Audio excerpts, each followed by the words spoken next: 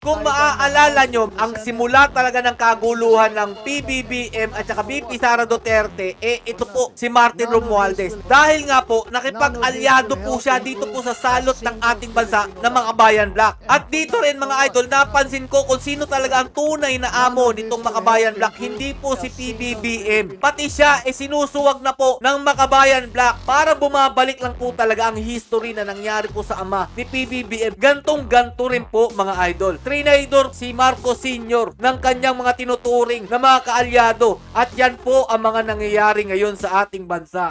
Kaya dito masasabi ko mga idol, delikado po si PBBM. Kung ano man pong pinaplano nito pong Makabayan Black at ang tinuturing po nilang kaalyado. Mag-isip-isip kayong mabuti kung sino ba talaga ang tunay na pinapanigan ninyo. Dahil hindi nyo alam, napapaligiran na pala si PBBM ng may mga masasamang balak. Sa tingin ko nga mga idol parang ang namumuno ngayon ng ating bansa, ito si Speaker Martin Romualdez.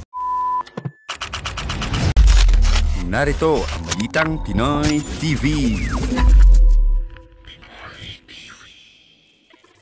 Yo, what's up mga Lods? It's Miguel Peps TV. Welcome back po sa ating channel.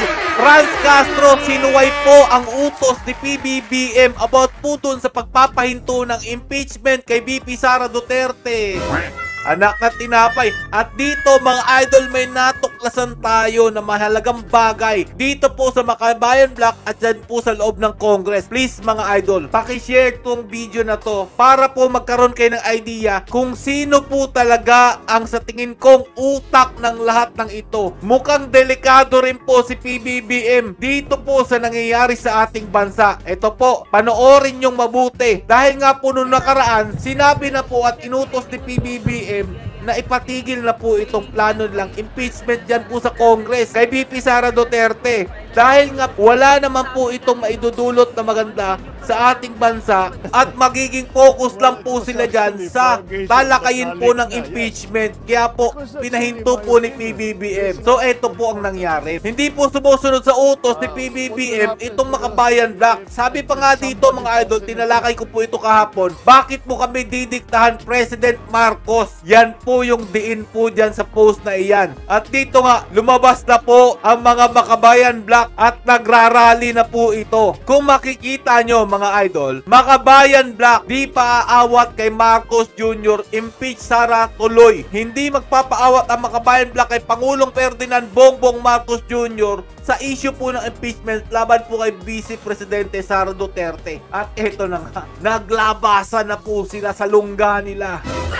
Kung dati po naaalala ninyo, tahimik na po sila dyan po sa kalsada. Ngayon po, dahil sa utos po ni PBBM na ipatigil po ang impeachment kay VP Sara Duterte, nag-iingay na po uli sila. Dahil nga po, yun po talaga ang main plan po ng grupo na ito. Kasama po dyan si Martin Romualdez.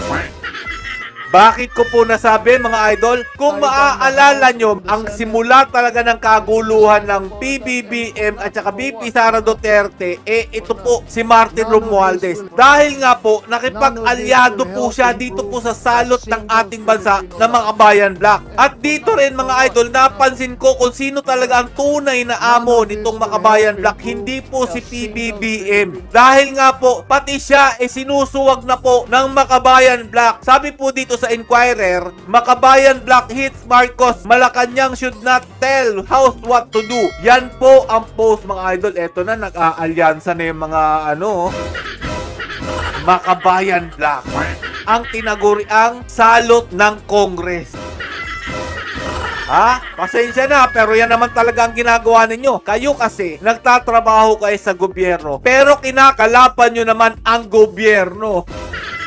Anak na tinapay. Klarong-klaro mga idol na ayaw po talaga nilang tantanan si VP Sara Duterte dahil nga po yun talaga ang plano nila, ang pabagsakin ang Duterte at kunin po ang pwesto nito ni Marcos Jr.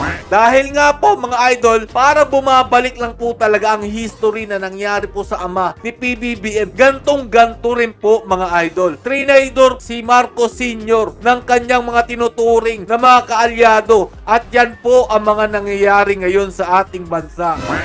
Dahil po yan kay Martin Romualdez. Isa po sa tinuturing nating dahilan bakit po nagkagulo ang unity team. Dahil po dito sa pakikipagkasundo sa Makabayan Black ni Speaker Martin Romualdez.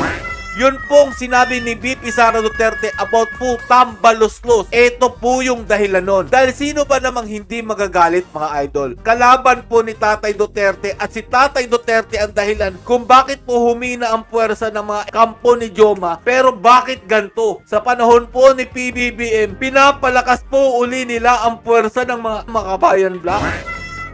Hindi naman po nila maitatanggi na sila po'y kaisa dito po sa grupo ni Joma. Dahil si Joma na po mismo at may video naman patunay na ito pong mga Makabayan Black kasama po ng grupo ni Joma. At yan nga po ang hindi nagustuhan ni VP Sara Duterte. Biruin mo yun, ang dami mga sundalong mga pinagtsutyugi na mga grupo ni Joma tapos makikipag-alyansa ka sa tinuturing na kalaban ng gobyerno.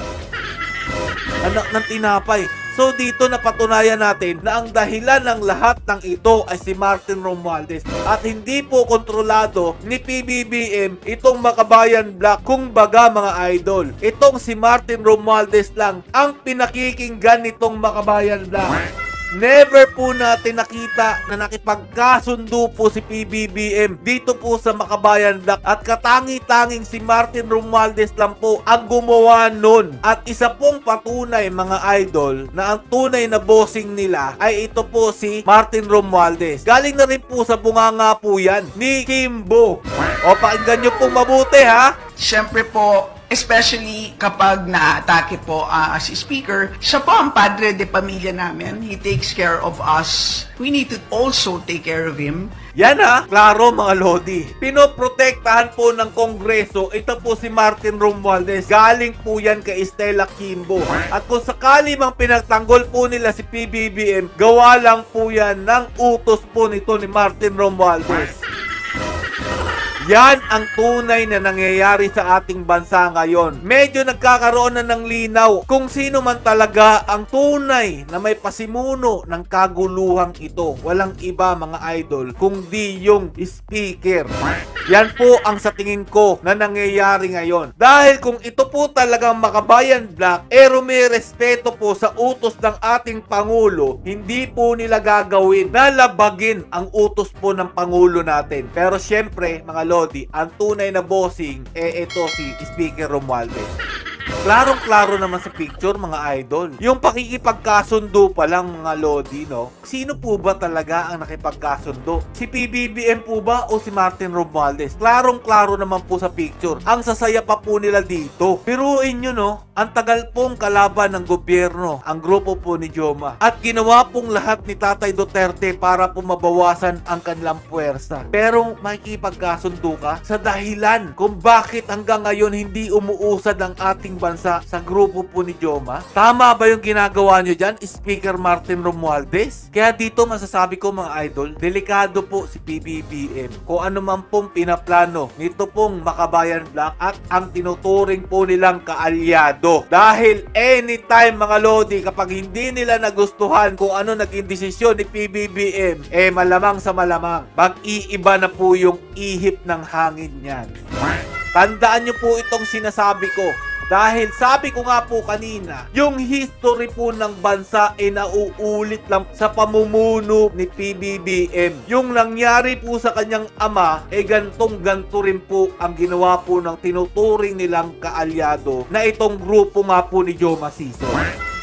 Kaya mga idol, ako po makikipagkaisa naman po ako sa inyo. Pero sana naman makipagkaisa rin po kayo sa amin. Hindi naman po tayo nag-aaway pa dati. Pero simula lang po talaga nung binabanatan nyo po ang aming Vice Presidente, doon lang po ako lumabas at nagsalita. Mas pinapaboran nyo na ngayon itong dating tinuturing nating kalaban ng ating bansa. Tapos ngayon, makikipagkulab na kayo sa kanila. Yan ang sinasabi ko sa inyo mga idol. Mag-isip-isip kayo mabuti kung sino ba talaga ang tunay na pinapanigan ninyo. Dahil hindi nyo alam na papaligiran na pala si PBBM ng may mga masasamang balak. Sa tingin ko nga mga idol, parang ang namumuno ngayon ng ating bansa ito si Speaker Martin Romualdez. Kung ano mang nakikita nating kabulastugan mga idol, sa tingin ko hindi alam ito ni President Bongbong Marcos. Malalaman na lang niya kapag nandiyan na yung balita. Kung mapapansin niyo po sa interview, hindi niya po talaga alam ang mga nangyayari sa ating bansa. Nagugulat na lang po siya sa balita at mali-mali pa po yung mga sinasabi niya. Una, flood control, meron daw kuno. Pero nung nagkaroon ng baha, wala naman palang ginawa. Sino ba ang nagdi-distribute ng mga budgets ngayon? Walang iba kung di ito si Martin Romualdez at saka si Saldico. Yan po ang binanggit ni VP Sara Duterte. Kaya medyo napagtutugma-tugbata po natin ang lahat na ang tunay na dahilan talaga ng pagkaagulo ng ating bansa walang iba kundi ang pinsan po ni PBBM. Hayaan niyo po't kalaunan lalabas at lalabas din po ang katotohanan dito. Abang-abang na lang po tayo sa mga susunod na hakbang nitong grupo po ng Makabayan Black at saka tinuturing po nilang bossing dyan po sa Kongreso. Hanggang dito na lang po muna. Protektahan po natin si VP Sara Duterte mga idol. Magkaisa po tayo. Gusto lang po natin na maayos ang ating bansa, pero anong ginagawa ng administrasyon ni Speaker Martin Romualdez? Kasi hindi naman to administrasyon ni PBBM. Ginugulo po nila ang ating bansa. Stay safe mga lods and God bless you all. Ito na nga mga kabalita. Ano na ang masasabi nyo patungkol sa balitang ito? Please comment down below mga kabalita. Pag-usapan natin yan sa comment section. At kung di ka pa nakasubscribe sa ating channel, baka naman